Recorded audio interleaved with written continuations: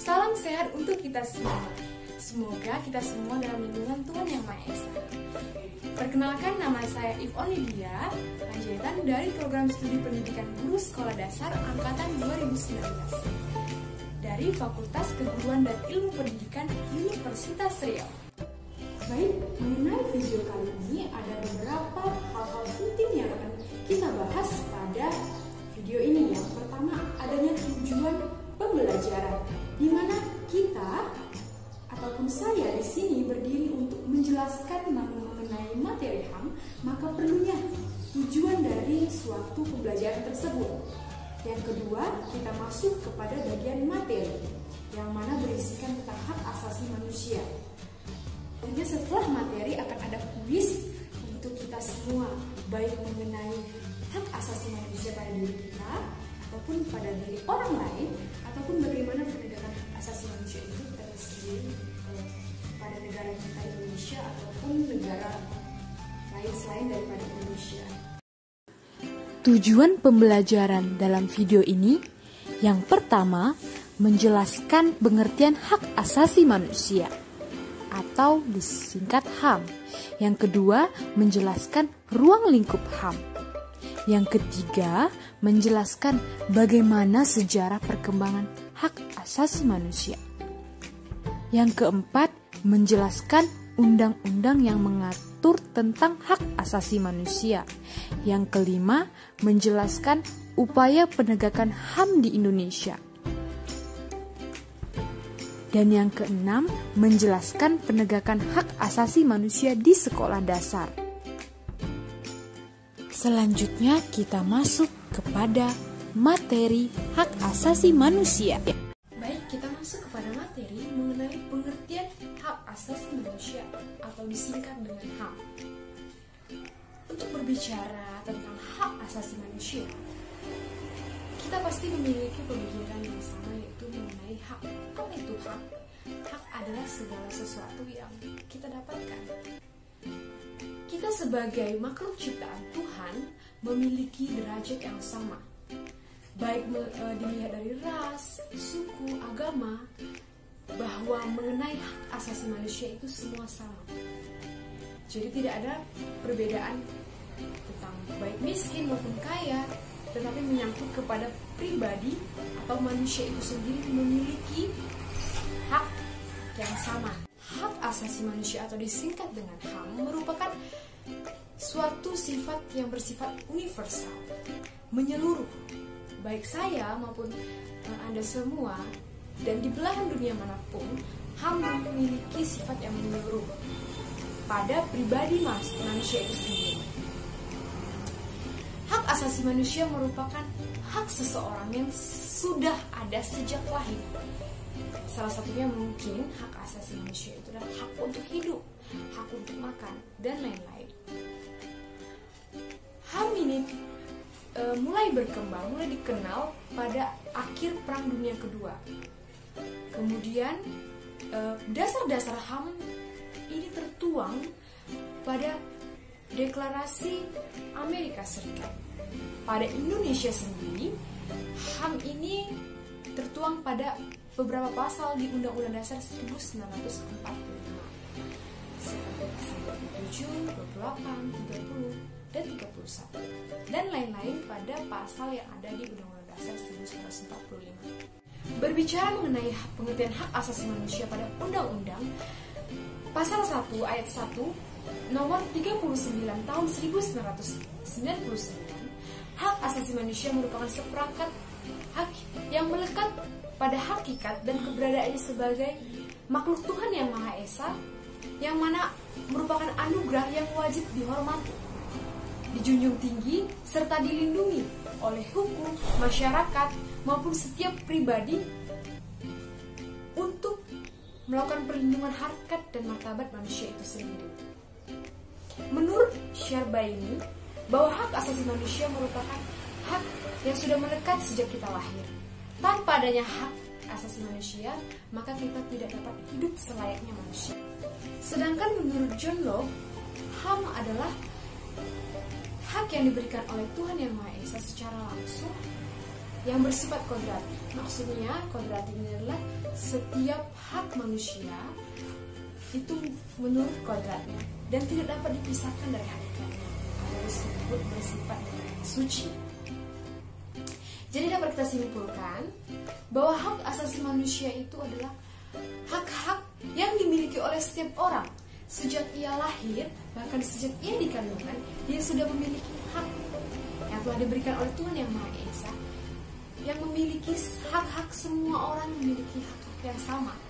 Pembahasan kita yang kedua mengenai ruang lingkup hak asasi manusia. Berbicara mengenai ruang lingkup hak asasi manusia itu sendiri memiliki ruang lingkup yang luas, dan saya membagi dalam beberapa poin-poin penting. Yang pertama, setiap orang berhak atas perlindungan diri, keluarga, baik kehormatan, martabat, dan hak yang dimiliki oleh pribadi itu sendiri. Kedua, ruang lingkup hak asasi manusia, yaitu setiap orang berhak atas pengakuan di depan hukum sebagai manusia pribadi, dimanapun manusia itu sendiri berada. Yang ketiga, setiap orang berhak atas rasa aman, tentram, menyangkut kepada ancaman ketakutan dimanapun seseorang itu berada. Yang keempat, setiap orang berhak untuk hidup dan diperlakukan sama karena memiliki hak yang sama sejak lahir.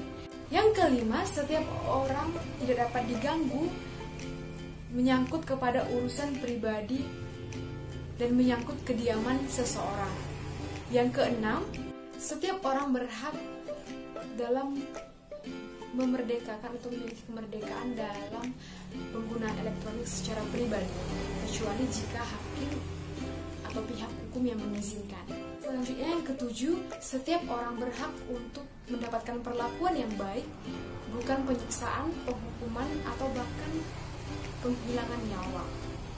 Yang kedelapan, setiap orang tidak boleh dihina, dikucilkan, dicaci, dimaki, ataupun dibuang secara sewenang-wenang. Nah, jadi secara singkat ruang lingkup HAM yang pertama adalah hak pribadi, yang mana hak-hak persamaan hidup, kebebasan, keamanan, dan lain-lain. Yang kedua, hak milik pribadi dan kelompok sosial tempat seseorang berada. Yang ketiga, kebebasan sipil dan politik untuk dapat ikut serta dalam pemerintahan. Dan yang keempat, hak-hak berkenaan dengan masalah ekonomi dan sosial. Di sini kita akan belajar mengenai sejarah hak asasi manusia. Teman-teman semua mengetahui tidak bagaimana sejarah perkembangan HAM baik di internasional, di dunia maupun di Indonesia. Saya akan menjelaskan yang pertama adalah bagaimana perkembangan hak asasi manusia secara internasional dan bagaimana hak asasi manusia itu muncul. Pada umumnya, para pakar Eropa berpendapat bahwa HAM atau hak asasi manusia lahir pada awalnya itu adalah pada Magna Carta. Di sini merancangkan bahwa raja yang tadinya memiliki kekuasaan absolut yang tidak terikat oleh hukum, ia memberikan hukum tetapi raja sendiri tidak terikat pada hukum, menjadi dibatasi, kekuasaan dibatasi serta dapat dipertanggungjawabkan sesuai dengan hukum yang berlaku. Magna Carta ini diakui awal mulanya lahirnya HAM yang mana disebut pada tahun 1215 di Inggris. Pada masa itulah dipraktikkan bahwa raja harus terikut juga pada hukum yang telah dibuat. Kemudian lahirlah Bill of Rights pada tahun 1689 di Inggris. Bill of Rights ini berasaskan persamaan. Bill of Rights ini melahirkan asas persamaan yang mana setiap orang memiliki persamaan di mata hukum atau equality before the law. Setelah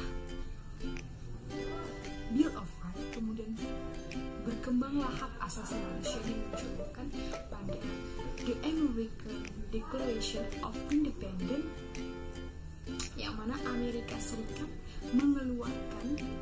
deklarasi mengenai hak asasi manusia. Sebelumnya Prancis juga telah mendirikan, tetapi pada saat itu Amerika Serikat telah lebih rinci memberikan penjelasan mengenai hak asasi manusia itu sendiri. The American Declaration of Independence ini lahir dari Abraham, Rothschild, dan Montesquieu.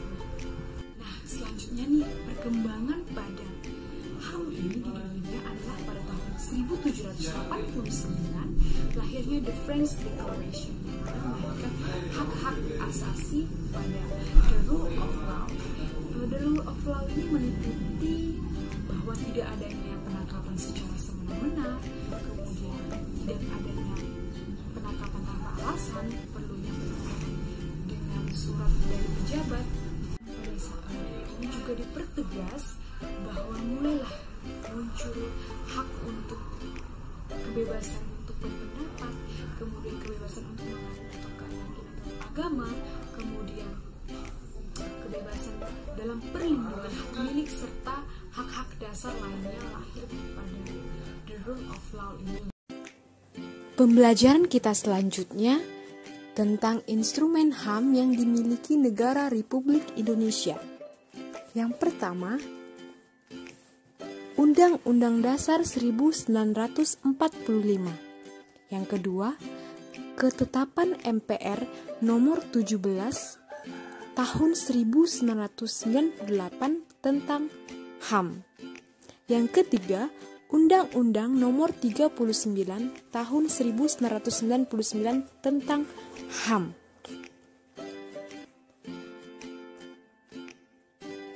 Hak-hak dalam Undang-Undang nomor 39 tahun 1999. Yang pertama, hak untuk hidup pada pasal 4. Yang kedua, hak untuk berkeluarga ada pada pasal 10. Yang ketiga, hak untuk mengembangkan diri pada pasal 11, 12, 14, 15, dan 16. Yang keempat, hak untuk memperoleh keadilan pasal 17, 18, dan 19. Yang kelima, hak atas kebebasan pribadi pasal 20 sampai 27. Yang keenam, hak atas rasa aman.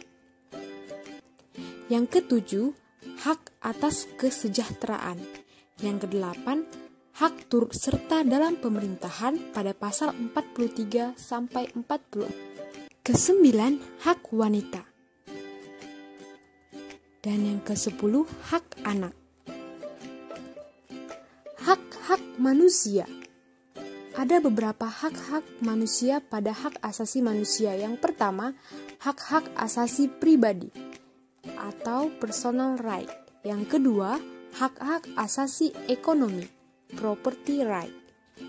Yang ketiga, hak-hak asasi politik atau political right.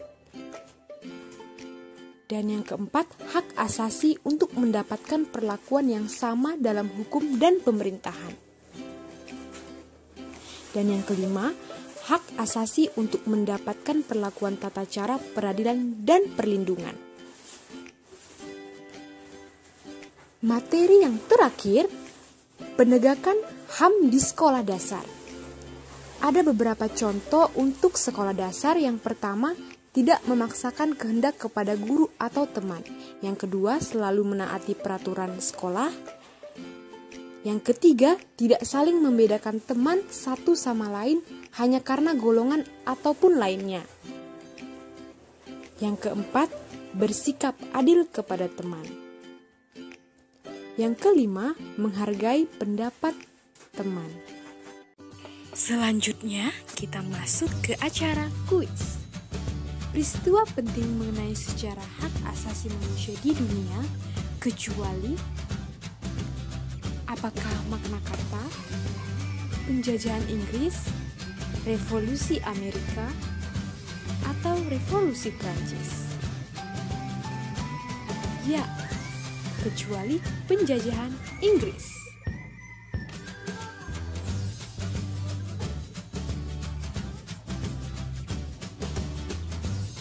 Kuis yang kedua. yang bukan merupakan instrumen HAM? Apakah Undang-Undang Dasar 1945? B. Ketetapan MPR nomor 17 tahun 1998? Atau Undang-Undang nomor 39 tahun 1999? Dan yang terakhir, apakah Undang-Undang nomor 39 tahun 1998? Ya, yang bukan merupakan D, tahun 1998. Nah, jadi kesimpulan pada pembelajaran kali ini, hak asasi manusia adalah hak yang diberikan oleh Tuhan Yang Maha Esa yang melekat pada diri setiap orang dan harus dijunjung tinggi. Nah, demikianlah pembahasan kita mengenai hak asasi manusia. Semoga video ini dapat bermanfaat untuk kita dalam memberikan wawasan dan ilmu tentang hak asasi manusia. Tetap jaga jarak dan juga jaga kesehatan serta cuci tangan, dan jangan lupa kemanapun kita berada tetap memakai masker. Salam sehat.